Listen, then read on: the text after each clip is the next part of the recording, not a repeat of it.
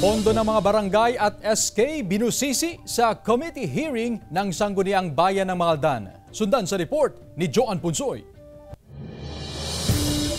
Sa 30 barangay sa Mangaldan, Pangasinan, tanging ang barangay Tebag lamang ang aprobado na ang 2024 budget. Dinidinig pa ng Committee on Appropriations and Ways and Means ng Sangguniang Bayan ang budget proposal ng natitirang 29 na barangay. Kabilang sa kwestiyon sa committee hearing ang paglalaan ng 30,000 pesos na pondo ng Sangguniang Kabataan ng Barangay Salay para sa distribusyon ng pills at kondom. So sa tingin namin, kung maa-allocate nila ito sa iba pang mas makabuluhan at mas magagamit ng mga constituents ng mga proyekto, ay doon siguro mag-a-agree o papayag yung ibang mga kasamahan natin. Dahil tinitingnan natin kung ito nga ba ay naaayon din sa batas. Kung ko kasi yung mga iski kasi, nagkukopyahan sila.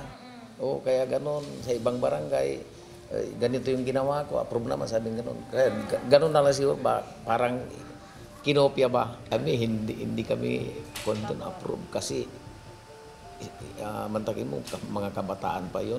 Maging ang paglalaan ng 100,000 pesos na pondo para sa sports program sa loob lamang ng isang buwan. Question din, hindi na nagpaunlak ng panayam sa kamerang SK Chairman pero binago na raw nila ang kanilang programa alinsunod sa rekomendasyon ng komite. Mahalaga na ma-allocate ng tama yung budget kasi ito ay nanggaling sa tax ng tao, no? Ibig sabihin kailangan makabuluhan at talagang kinakailangan ng constituents nila yung paglalaanan ng pondo nila. Napaka-importante umano ang pag-aproba sa mga pondo ng barangay para sa implementasyon ng mga proyekto. Kasama si Daryl Peralta, Joan Punsoy, One North Central Luzon.